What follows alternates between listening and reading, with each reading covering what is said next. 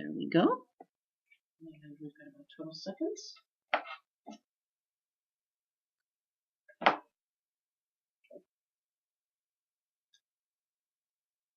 Greetings, welcome. This is Lansing Online News Radio, here WLNZ, LCC Radio, 89.7 here in Lansing, Michigan, on the Monday before Labor Day, as we get ready for the festivities here. Bill, good to see you. My co-host, Good evening. Castaneer. Great to be back again. You're busy reading a nice right-wing book, I see. Defending the free market. Is this in honor of the Republican convention? This is the Bible of the vice president. Okay, Paul Ryan, this is what he has read, and a lot of his philosophy is contained in this. I learned about this in a very sideways manner. I was asking Schulers about what their bestsellers were for a week, and they can just pull it up on their computer, because I wanted to see if 50 Shades has been dominating. 1, 2, 3, 1, 2, 3. Yeah. Well, this was number 2 one week, and I went, what? Yeah. What's in the news? You know what? The reason it's number 2 is because they were counting the Grand Rapids story. This gentleman is from Grand Rapids, Michigan. Oh, he is? He was an Engler appointee. Wow. In the Engler's government. Now, is he Ayn Randian as well? Oh, yes. Yes, okay, very much. Yep. The free economy is their religion. And if you're not doing too well, it's your fault? Oh, absolutely. You haven't pulled yourself up. Okay. All right. And he's got some major events coming up in Grand Rapids. The author, his name is the Reverend Robert Sirico, and it's the Van Andel Foundation that supports him greatly. I'll bet they do. And I'll bet he's all for not taxing them terribly heavily. These 4 offshore accounts, I suppose. A sort of quid pro quo there. Yeah. So are you halfway through, all the way through? About halfway through. It's not that interesting. See, Obama's America 2016, which I wrote about for Lansing Online News. Yes. I was kind of curious before it came in. I wasn't able to see the film in advance or anything, but I knew it was coming to Celebration Cinema, and I thought, well, is it going to be one of those that there's nobody that shows up? It turns out now it is number 1, Box Office Mojo.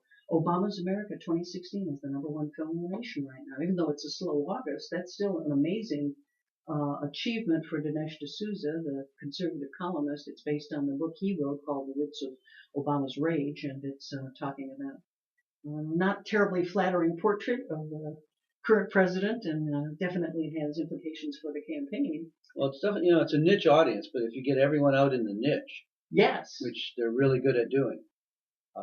I was listening to the Tim Barron show where they have every Wednesday they have the head of Celebration Cinema calling. Oh, do they? He was saying how they're getting innumerable phone calls from groups asking him when they're going to show it. And he said, you could see the caller ID. They're all from right of center groups asking. It wasn't individuals calling. Oh, organizations calling. Organizations. Yeah. But what's interesting is it hasn't created the media buzz that a Michael Moore film did. When Michael Moore's films hit number 1, there was a lot of talk in the media. There was dissection of whether the things in the movie were fair or unfair. This one has somehow come to the top of the box office list without almost any public discussion. Do you have any idea why that is? No, I hadn't thought of that. You're right, though. I haven't really read much about it. I have to go seek out something to read. Right. It is odd. It's coming in under radar, and I think maybe it's just sort of that's not their audience. The mainstream media doesn't really, I think these kinds of things do tend to come in under their radar, and they're just not paying attention. Well, I'm sure a few theaters in Tampa have it. Well, but they do, although I don't know if anybody can get in. Are the streets wet and rainy yet down there? It's you mean it's got the Barack hurricane coming in? I'm surprised they didn't have it named that. There was now talk, apparently Rush Limbaugh argued today that Barack Obama's NOAA, the National Organization of Atmospheric Administration, had fudged data to try to make it so that they would cancel part of the GOP convention. I think he may be a little bit on the paranoid side again. Oh, gosh. Well, they cut out a know-nothing day anyway. True. And it's probably going to be the last 4-day convention. The networks got tired of it. I mean, they had to scramble that one day to come up with anything to put on. I think the only thing that was going to be on tonight was Donald Trump saying you're fired. Right? Yeah. And that was going to be about it. I mean, 3 days is plenty of time. I'll tell you what the GOP does not want, however, is a split screen with the GOP convention on one side and a hurricane that looks a whole bunch like Katrina headed for New Orleans on the other side of the screen, with Anderson Cooper hanging onto a sign somewhere. With a water moccasin in the background. I'll never forget that. I had some real doubts about him when he's in the water with a water moccasin. I think I see a snake. Jeez. I missed that part. Oh, it's amazing. Oh, okay. I mean, it was just like, ooh, got his cameraman's waving at him. Well, we're joined this evening. Our first guest is Eric Friedman, who teaches at Michigan State University School of Journalism, and he's going to be teaching international journalism this fall. So there's so much to talk about related to, well, what do you think of what's coming up with the coverage on the GOP convention? Should journalists be covering a manufactured event? How do they cover something like that? Well, first of all, thanks for inviting me here. And journalists always cover manufacturing. They go to speeches. Yes, they go to press conferences. They go to legislative hearings. They go to trials. If they're lucky, they'll be one of those unintended disasters that they can cover. Yes. That isn't planned, but that's what they do, and it helps organize their time and gives them something to fill the airwaves. And some of those things are actually of interest to audiences and important, and a lot of them aren't. One of the challenges, though, for journalists to try to get beyond that sort of superficial, episodic, here's what they're doing today, here's what the speaker said kind of wrap up. How can they pierce that? Well, it's increasingly difficult because of short staff, the time pressure.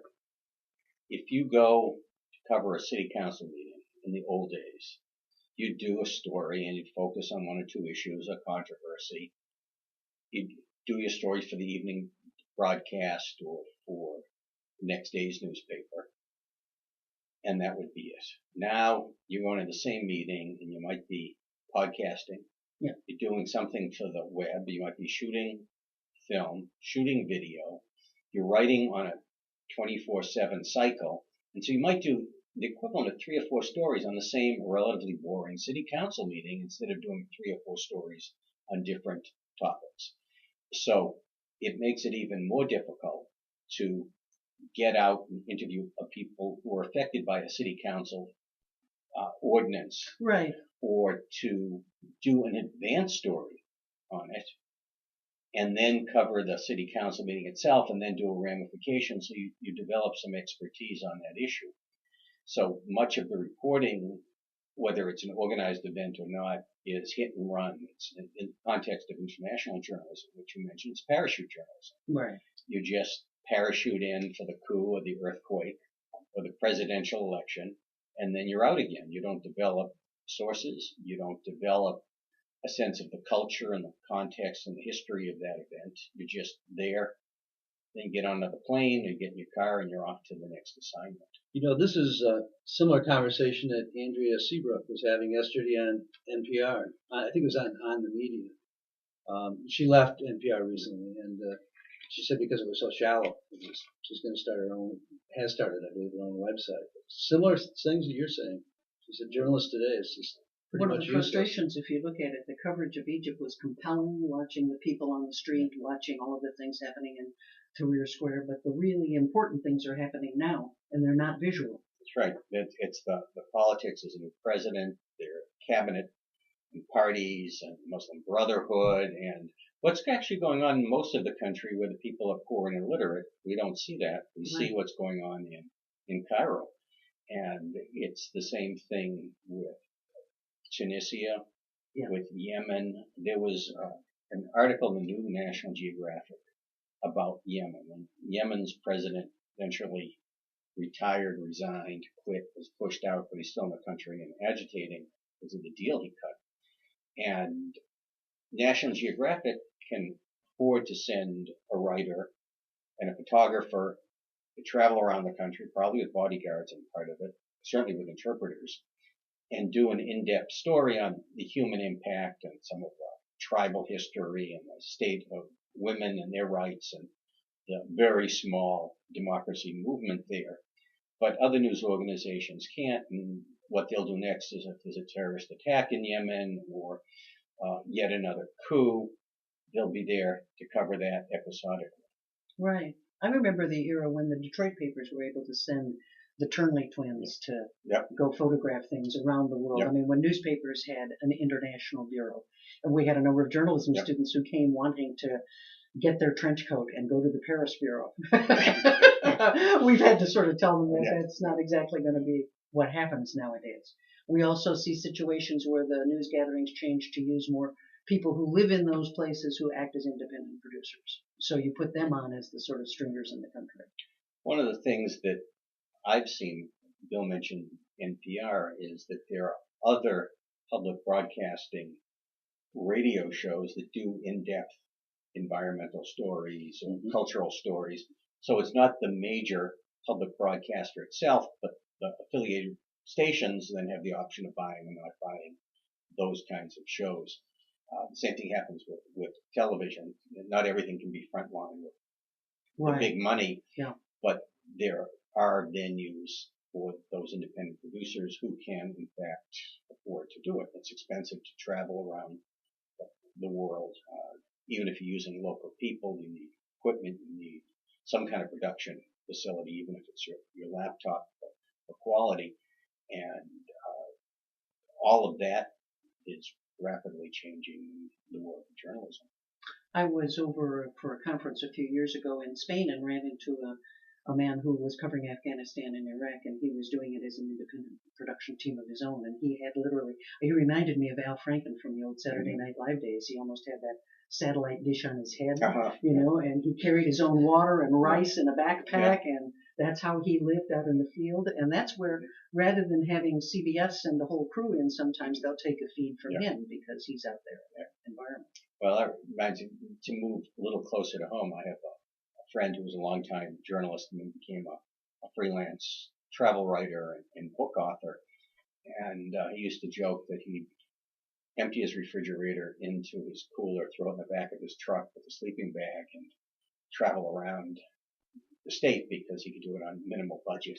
That way, the food got a little rancid after a few days, but he's a journalist. He could come home. But when you're talking about covering something like Katrina, maybe those were the people who did it best. You know, the people who could just throw the gear in the back of the car and go. That's kind of like people that chase tornadoes. Yeah. Right. Yeah. There's something to be said about their sanity. But, Although I just saw Michael Ware the other day, who was the famous correspondent, that war correspondent that CNN had, and he's become very vocal in the recent past about how even being on the payroll at a place like CNN that was supposed to take care of you, his attitude was they didn't do a very good job of taking care of you. That he ended up severely traumatized based on what was happening, pushed too far to do too many things. So there is this sense that maybe journalists nowadays, to hang on to the job, are being pushed beyond their endurance. Are you hearing more about that kind of problem? Well, I'm hearing more about being asked to do more with less, and not necessarily even getting paid overtime for it, and that your bosses are always looking at why did you pay to park in the garage, kind of a lot of the little penny ante, nitpicking kinds of things. Yeah, that's almost demeaning, isn't it? It is. It is. If these people are professionals and they're working for companies that seem to be doing all right overall. Some of the media companies and some of the executives, if they could make more money with Sauerkraut Factory, they would do that. Right. There are others who I think are, particularly some of the community-owned newspapers that are still in a family, or it might be a family owns 2 or 3 small papers. I think there's a real commitment to the community, and it's the financial situation that becomes precarious. The Clare Sentinel in Clare County closed earlier this year, and that was a market that had 2 or 3 weeklies in a rural county. Wow!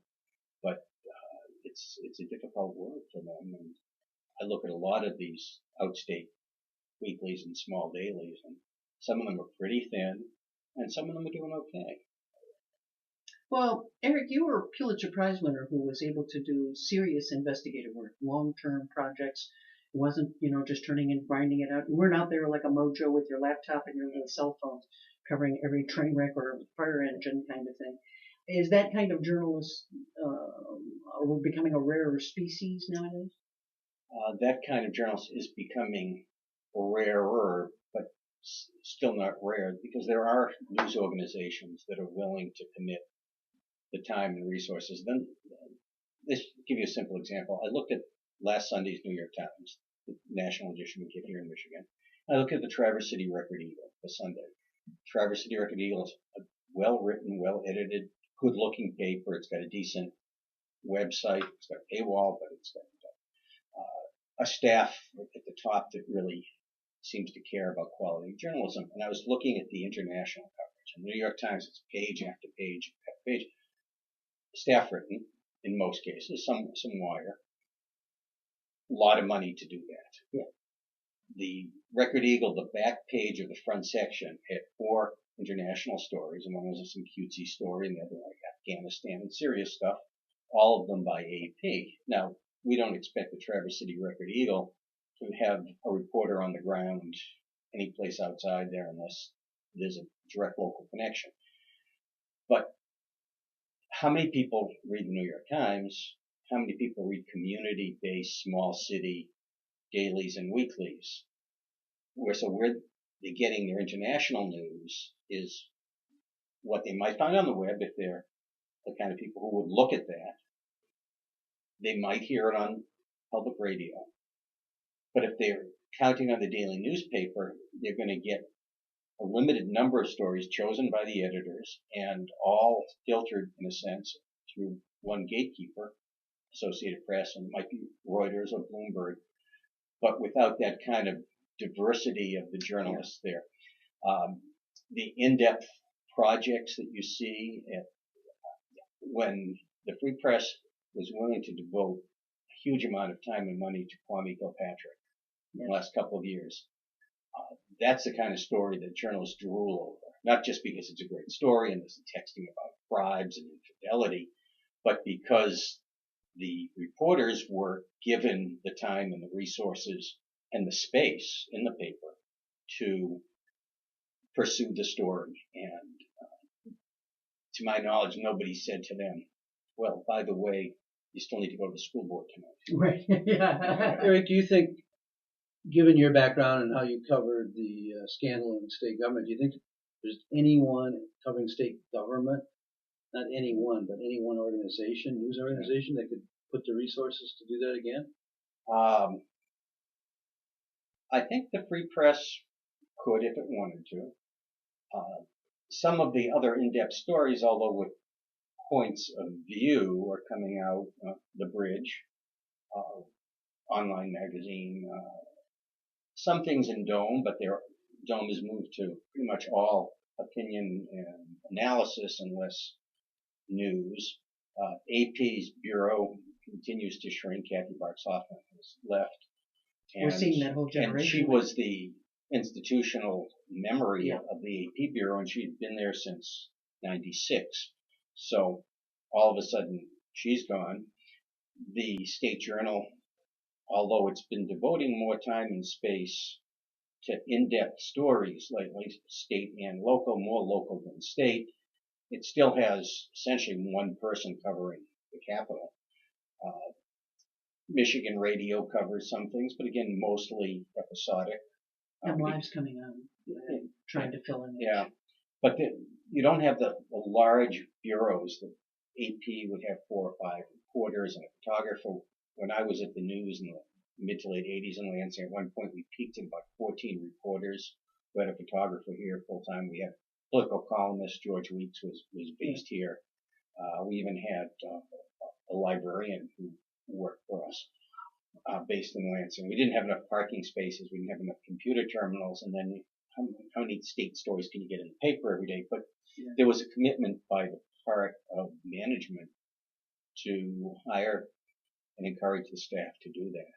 You're listening to WLNZ 89.7 here in Lansing, Michigan, LCC Radio. We're talking with Pulitzer Prize winner Eric Friedman about the state of journalism nowadays. And when you were talking about the Traverse City Record Eagle putting in those 3 or 4 stories, small ones, non-staff generated by international news, there are those of us who come at it, and I guess I come at it from a magazine background rather than a newspaper background, so I look at things through a different prism. The idea being that in an online world, as we're moving to people reading on tablets rather than reading on paper more and more, what we're going to see is there's no point in having the Traverse City Record Eagle waste any of its space on international news. That we should unbundle that newspaper and have them take all their resources to focus on local news or state level news, because they certainly can't do a very good job of handling international news. You should have the links to the New York Times down the side, or links to other papers down the side that would take you to those stories that the Traverse City Record Eagle really doesn't, shouldn't be doing. So that's a new way of looking at the news, where local papers would devote their resources more locally. Well, I can't speak for the Record Eagle and demographics or interests of its readers. One of the things that I like about a newspaper or a general magazine, Time or Newsweek, is that I don't care much about sports. Right. But I have to see the front page of that section to get to the weather, or to get to the business page, which is on the back, or to get to something else. Do you feel that improves you as a human? Well, because I'm not forced to, but I glance at it, and sometimes there are interesting stories there. It's the same thing with the business page for a lot of people who might only care about sports. They glance at it and there's something, oh yeah, about like GM cars being recalled. So it's like giving. That's what Facebook is for, Eric. Well, no, I get too much junk on Facebook, and that's just from some of the relatives I've let on. Yeah. And I only look about once a week or so, and I can't get beyond the first page. But that's another story. To me, like my homepage is CNN.com. Okay. Because it's always changing. Really, and that's interesting. That's one I rarely go to. That's well, and you can do the Times. It doesn't change that much. I mean, most people get their news from broadcast news, from TV news, and not from print. Well, see, I rarely watch TV news, usually because I'm not home and don't watch much TV. I haven't seen broadcast news. And CNN.com includes, it has wire stories as well, not only the CNN. But the stories that are stripped on the left, you can click on, they keep changing during the day, and so do the main stories. So I can keep looking at that, and sometimes I'll see something then that will be in the paper the next morning, or I'll hear on the radio during drive time. I love listening to public radio, but I only have a 2.1 mile commute. So you hear snatches of stories. And at home I just don't have time, and I can't work with voices. I can work it's interesting. I can work in a newsroom with everybody talking on the phone and the click, click, click of the old days of typewriters, but now with keyboards, and that's fine. I can focus. But I even have trouble with music in the background, even music I like. Yeah. But if something like NPR's on, I would just be too distracted. Listening to it. I would be listening to it. Yeah. It's like reporters, scanners. Yes. Right. And they can subconsciously. Can pick out when it matters. Right. Yeah. They ignore the little ones. That's right. Yeah. So, but that's my work style, and other people are different. We talk about magazine writing, and there you have, at least in the old days, you had both time and you had a lot of space.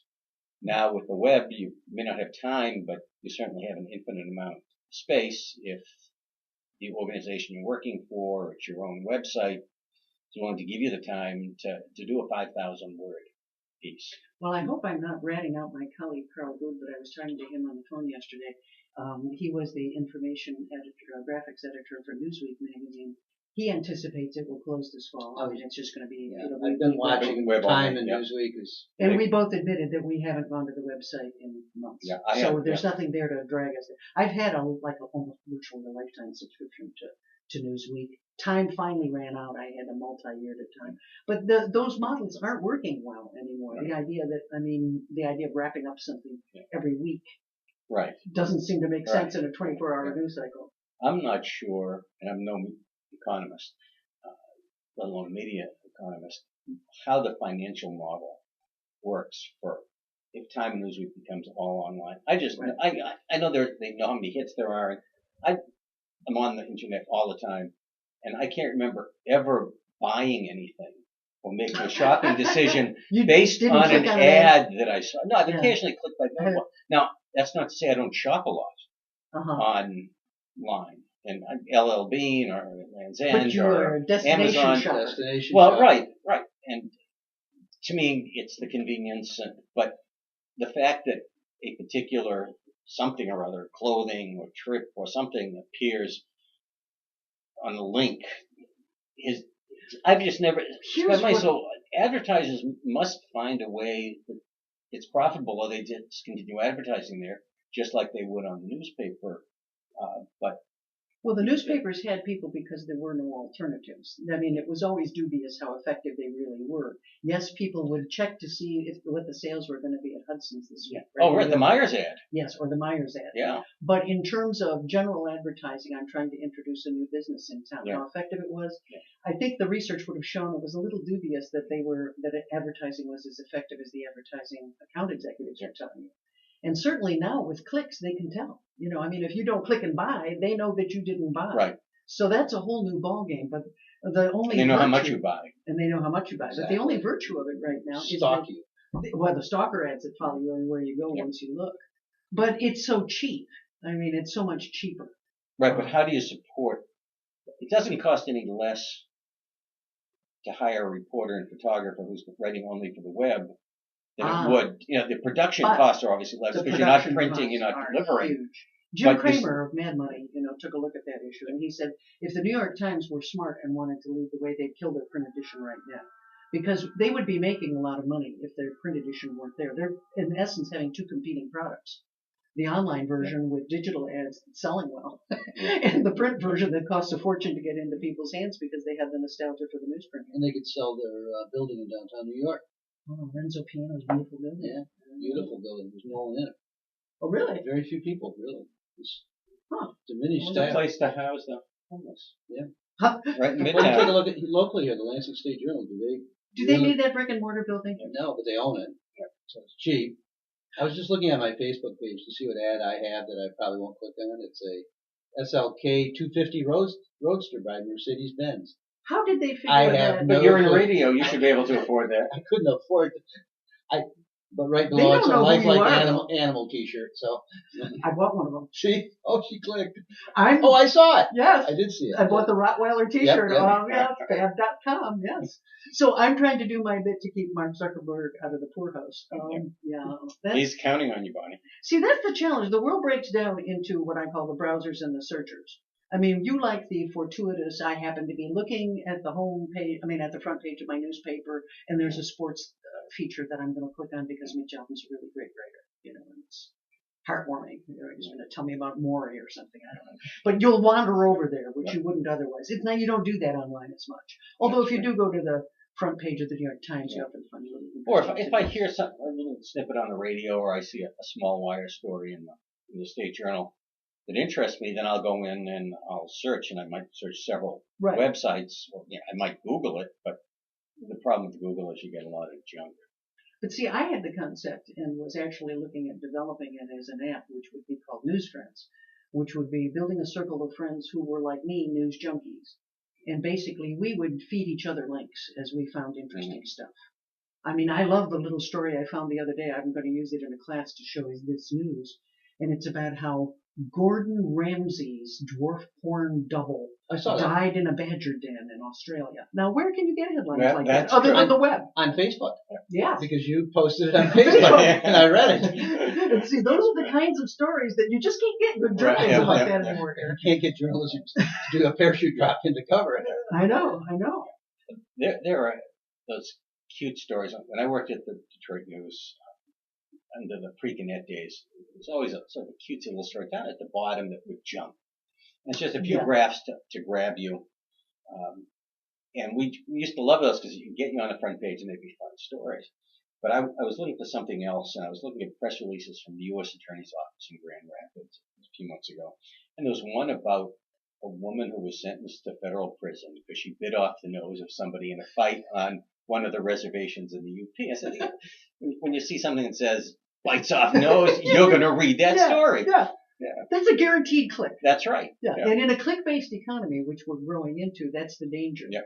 I will click on the porn dwarf honey badger story, right? Yeah. I mean, that one I'll go to. But I mean, I don't know anymore. I mean, I am willing to eat my spinach, and I'm at painful cost trying to learn all of the ins and outs about the European Central Bank. And that's no mean task. Right.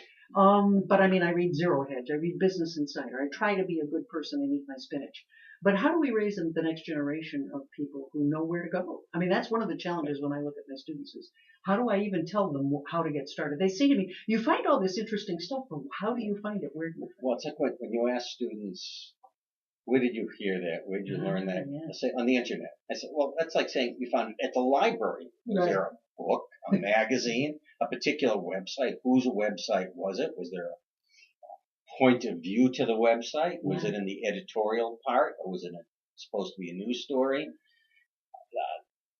To say you found it on the web, to me, isn't saying anything. And if you want to be a journalist, you've got to be a little more precise than that. I'm frightened at the trend.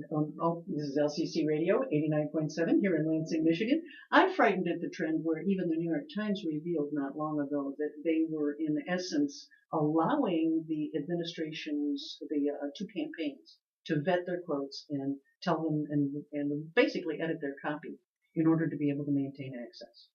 And one of the things that I think is absolutely driving me nuts about the new era of journalism is the way that the campaigns are able to avoid, in the old days when there were only a few networks and a few major players in the newspaper business, they had to grant interviews. They couldn't have been elected without them.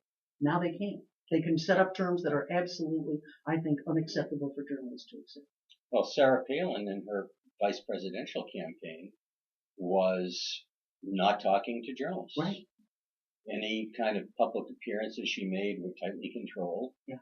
Journalists may have been let in, but there were no Q&A opportunities. There were no one-on-one interviews other than with some favorite talk radio hosts. And look what happened when Kitty Pruitt got her. Yeah. That was a clue. Right, yeah. That was why they didn't let her out. That's right. And that whole idea of campaigns being their own gatekeepers, we're seeing that anyway, because in the old days, candidates would give their point of view exclusively, and they'd essentially knock on doors, and it'd be mailings and ads, and they're still doing all that, but they have more means to directly connect with voters and sell. Just like I was flooded with flyers and mailings before the primary. Were you? Yeah. The House primary and the District East Lansing, Meridian Township, two candidates. You get 4 or 5 in a week from Lansing, and I like both the candidates, but how many times do you need to get mailings from them? The Lindemann Rebner thing, just nonstop. Yeah. Now, see, I didn't plus the get many of robocalls. those. I got the robocalls. See, I got no robocalls. Oh, Mike Rogers didn't call you? No, not one. Oh, I get the push I was calls. worried I got none. What I do? Well, Yeah. I'm a registered Democrat. Well, maybe you only have a cell phone. No, we got two, a business phone and a home phone. Yeah. I was really surprised. I kept waiting for them. Be grateful. Oh yeah. What I like is that I was a friend is running for LCC Board of Trustees, so I go out on a Saturday afternoon with my video camera and help him to do a little ad so he can explain his positions to people, put it up on YouTube, and basically, we felt a little bit funny about what wording should we use at the end. This ad wasn't paid for by anybody. This is so cheap. We're free It's riders endorsed here. by the candidate. That's right. Yeah. That's all we can say is it's endorsed by because it didn't cost that. You know, the other thing I've started to get, during the primary, I was starting to get flyers about the constitutional issues that'll be on the upcoming ballot. I get a few of those too. They're framing the issue for us. Even if whether they do or do And not some of them make might it. not even make it. Well, there are a couple of 3 today that the Board of Canvassers didn't put on. The bridge one, I think the one on the supermajority for taxes. That didn't go on either. That didn't go on either. And then, of course, it just gets going over to the Court of Appeals and go to the Supreme Court, and we're running out of time on 2 to that. 3 days. Yeah. But the interesting thing is the way we have our Board of Canvassers set up. You got to have 3 votes, right? You got to have at least 1 vote from the other party, and it's designed to deadlock. Yes. And Schinkel left today too, didn't he? Well, it says he wasn't there. Now I don't know if he was at the convention or he just didn't show up. Didn't say. Now there'll probably be a longer story in Gone. We're in MERS tomorrow. I just saw the alerts from. I think it was actually from both of them on the Board of Canvassers because now they do a lot of instant update kind of things. That was the main issue that I really tried to entice Eric to come down and talk about was the idea of paid and unpaid media. That we do have, they've been around for a long time. I'm not arguing that they're new, but as we worry about access to information, We see the LSJ going behind a paywall. We see the New York Times going behind paywall. So we are seeing the information walled off again on the basis of can you afford it. There are two competing entities here in town, Gongwer and MERS, both of which cover the capital. And you can understand why various groups would find in-depth information on impending regulations to be extremely valuable. I was talking to John Lindstrom of Gongwer the other day, and he said, for example, a university that discovered that there were regulations related to elevators coming up. And when you look at all the old elevators on campus, a change of a couple words could have meant the difference of huge amounts of money that the university would have to put up. So it's worth it to them. And these publications, one costs $2,100 a year, the other one costs $2,150. So they apparently, based on Bill's book about the free market, they found where that price point is. I figured out if you get 1,000 people to buy at that price, that's a budget of $2 million a year. That's a good way to support some journalists. That supports some journalists, but doesn't that wall off important information from other people who might need it? Well, where would the other people get the information otherwise? Well, if they're not getting question. it from the State Journal, they're not getting it from local television stations, they're not getting it from the Detroit papers, they're not getting it from the Associated Press. People have always paid for information. Yes. And even if it was buying a newspaper for 10 cents. Right, that was a wall. That was a small price wall. Yeah. That's why the penny press became that's right. the way to get the information to a broader audience. So in a sense, it doesn't bother me. I would much rather have a couple of news organizations that are doing it, even if it's difficult for everybody to get that. You use the example of FOIA requests for the texts and the Grand Rapids scam that wasn't a crime, but really was a crime, or multiple crimes. And Gongwer and MERS have both been able to do that in a variety of other stories because they have large enough staffs. They can go and look at campaign finance records and go through the data. Put a couple people on it. Right. And the State Journal isn't doing that, and the AP isn't doing that. Now, there are some nonprofit or advocacy groups that will gather the data and then give it to everybody. Yes. And then whether the news media use it or not is up to individual news organizations. Those organizations, right, exactly. Yeah. So, although it may come with a point of view in the same way that Sierra Club may go through some Superfund data from federal government or the state government on leaking underground storage tanks or on brownfield redevelopment. Those organizations are devoting resources to gathering the information and then giving it out. So I don't have a problem with organizations that charge a lot of money if they have the market to bear and they're credible news organizations. The difficulty is if you want to learn more than what you just hear anecdotally. Now you can file your own FOIA request and get all those same emails. I've always had but why would you want to do that? I've always had problems with the news organizations that demanded in their heyday such a dramatically high profit margin. We gave an award to the media to a managing editor at the Long Beach Press Telegram, and he was fired for only having a 13% profit margin. Was this the award for the bullet? Half of a bullet. The 10-cent bullet. How one 10-cent bullet cost our community $1 million. Yeah.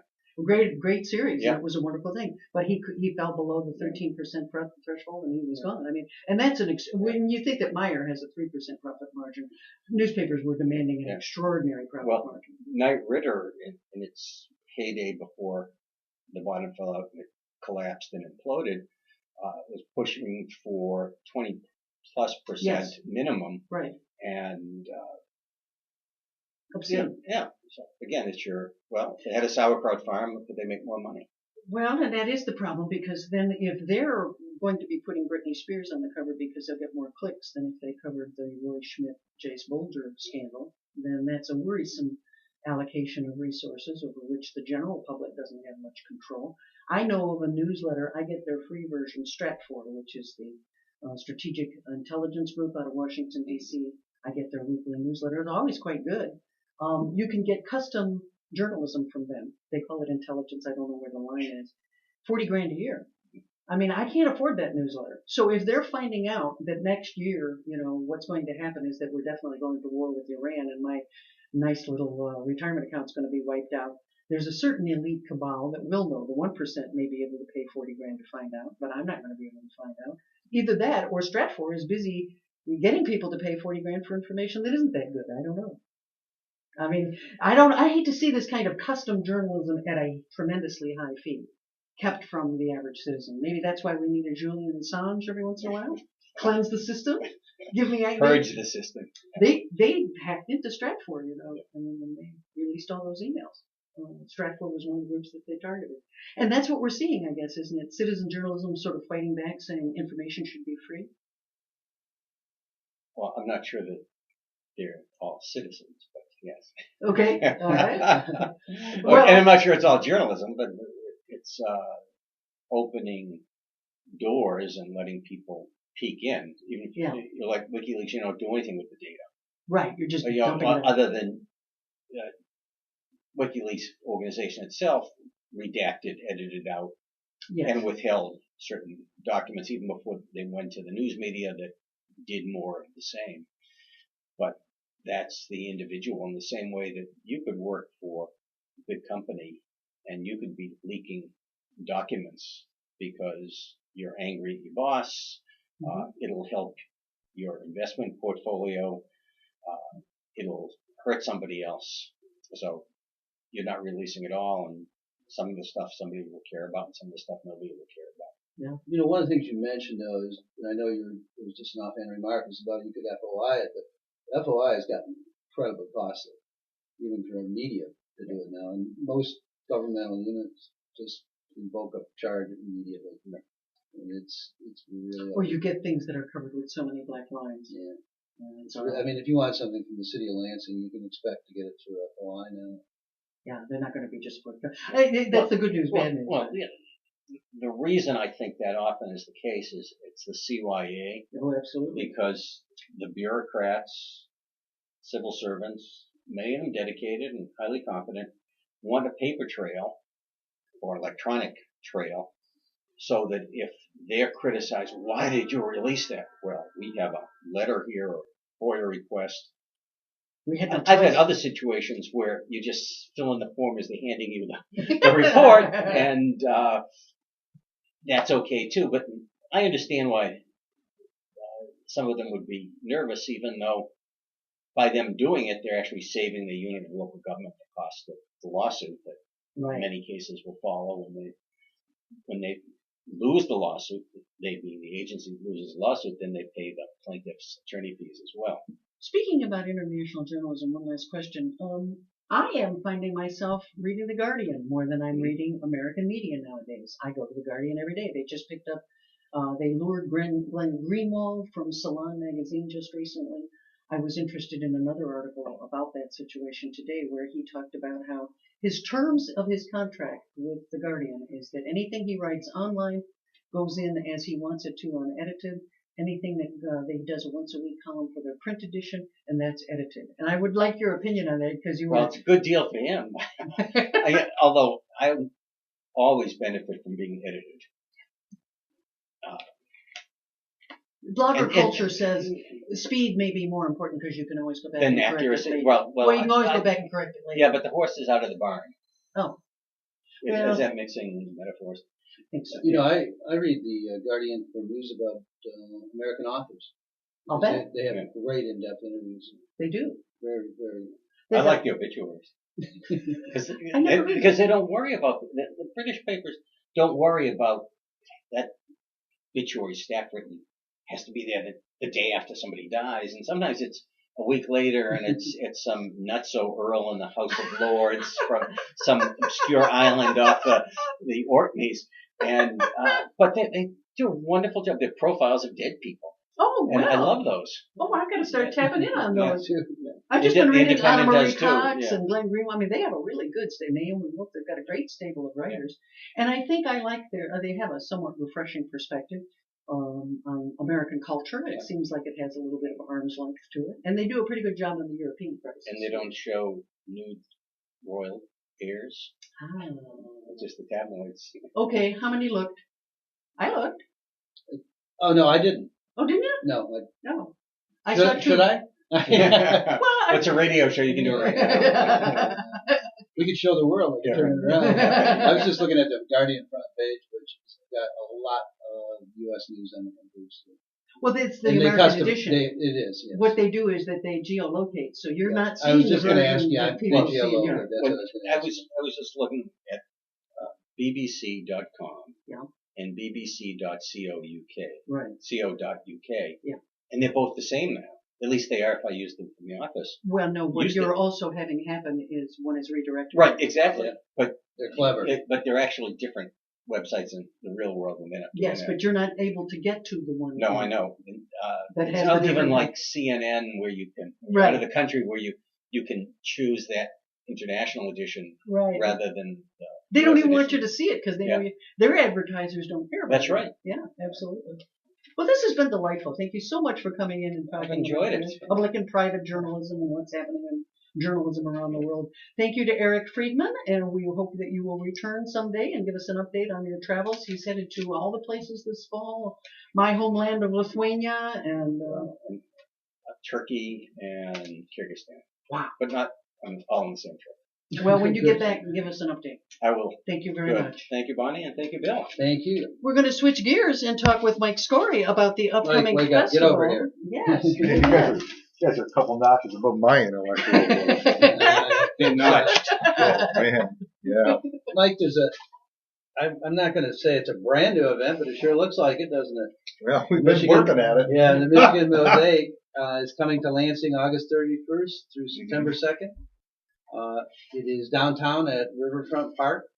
It sort of replaces what used to be the Labor Day Festival, which was in sort of a hiatus for quite some time. Well, the city, here, let me get situated. Am I good here? Yes, you are. You just have to not. I don't want to slouch down because I know you're on TV now. Well, see, You know there's your what I mean? webcast right there. Those So of you you gotta who would get like to some see pop. Mike, Yeah, you you gotta go get to some pop. I know, but it's Lansing hard to get Online. this thing like that. Go to Poke it up. lansingonlinenews.com and check out our webcast at the same time. You need to be real close to that mic, though, so you might want to tip it up a little I'm bit. thinking. Yeah, that might be good. I'm thinking this is better now. He's a tall guy. Yeah. Yeah. So, So what's anyway, going on with this festival? Okay, it's the third year of being called a Mosaic.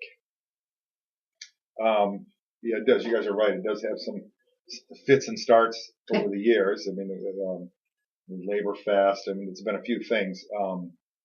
In 2010, the mayor's office was the running force behind it, and they asked us to come in and operate the beverage tent only. Wow. Because of our experience. Michigan Institute for Contemporary Art. We'll give you some background here. Micah over there Yeah. in Old Town. Old Town, which runs Blues Fest, Jazz Fest. Yeah. Mhm. And you know what? I'm going to take a second because not enough people know what our mission is. And I know this is dull to Okay, do this, no, that's good. but I'm going to do it because it's been shocking everybody. Michigan Institute for Contemporary Art, MICA, is a nonprofit organization that serves as a catalyst for community development through quality arts programming. Grants, donations, sponsorships, and other revenues support art and artists. And we mean musicians too. That's great. I mean, a lot of people think, yeah, that's what we do. That's our job. So anyway, with the 2010, we took over the beverage tent. Last year, we did it in partnership with the mayor's office, and we showed a lot of games. And this year, I think we're going to put it on the map. Okay. We have stayed true to the mission of the Mosaic, celebrate diversity, labor, and this year we are celebrating American country music. Whoa. So at 4 o'clock, we have country from all over the state. Great musicians. Interesting, because country has probably been underrepresented around here, hasn't it? It has been very underrepresented. Yeah. I mean, we've made our living really in the niches, you know what I mean? Blues and jazz or Right. Old Town, Right. which have their following, and we make it And very rock and accessible. roll and common ground. And Country, man, that's just a This is Damn. this is a lot of roots country. oh We're yeah. not talking about a lot of slick production here. not Well, that you're good. talking It's about a just lot like of good musicians. Good musicians, Yeah. but not the slick shows. You know what I You're mean? showing your bias there. Well, So- I am a little. Well, we had that during Common New Ground. You New get that- country kind of makes me Yeah, go. new country is not what I'm into. Well, you know, But there are some people that like that. But this, like these you're are talking hardworking. These are hardworking bands. They're from all over the state, and they cover the gamut of what we call country music, which is really American music. Yeah. I mean, most blues musicians now will fall into that. I mean, I grew up on that Ray Charles album, Modern Sounds in Country Western Music. Mm. But I mean, we've got, and I don't want to dwell a lot of time on these bands. Centerville, they're a trio with a 4-piece backing band from Greenville and Grand Rapids. 3 young women. They play 2 fiddles and an acoustic, and they have great harmonies. I want to say Dixie Chickish, but just on the surface, Yeah. their harmonies are and they treat pop and classic songs and to just a big feeling of Cajun music, Texas. That's that. Brenda Loomis. This is just a band of journeymen. Again, country music's going to have the harmonies, and they got it. This band plays all over the state. If you look at their website, they are working 5 nights a week. Parties, casinos, nightclubs, they just don't stop. We've also got Delilah DeWild, which goes, I don't know if you're familiar with her. She goes My right to husband the used edge. to be part of that band. Oh, really? Yeah, Okay. Yeah, Drew used to play steel with Oh, Drew. Yeah. Yeah. Oh, I Yeah. know you now. Drew. I know. It was Now at your you wedding. know. Yeah, Yeah. of course. Well, yeah. So I don't know what to We call had that. more bands at our wedding than you're going to have this weekend. I know. Rockabilly punk. I don't know what to call it. So we're covering, we're moving all around it. And our daytime entertainers are really, we try to cover, represent, Michigan, all the different ethnics. I mean, we can't get them all in, but we've got a live Arabic band. There you Wow. go. When's the last time you saw that? With a featured dancer. We have, live music, everything is live. It's not, tape loops or computer, Well, programs. people might remember Delilah, WKAR, when Drew was playing with them. They were on the backstage pass. Yeah. Yeah. Oh, yeah. Yeah. The other thing that's going on is they've moved the dragon boat races, so it's held in conjunction with this. Right? Yes. Which is Yes. those are I've always cool. wanted to Those see are pretty cool. Yeah, I can yeah, tell. that Oh, sounds- yeah. that's Oh, cool. yeah. It's weird to the outside world. It's one gigantic, big fun time in downtown Lansing. And this is all free. Yep. There's Uh-huh. the beverage tent, of course, is a ticketed event. But this starts on Friday evening and Friday at goes 4 o'clock, until Sunday at 7. Sunday at 7? Oh, Yeah. wow. The Dragon Boat, and this is interesting in its own light, the practice runs and the trials are on Saturday.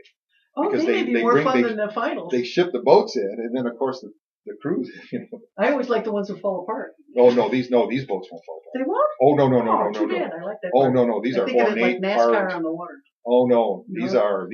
is a real piece of art that they get into. Ah. But the crews don't know how to, Oh, they have to that's learn how to what- roll I and see. make their things. So, and then there's a special ceremony that will happen at 8 o'clock. It's going to happen on the river.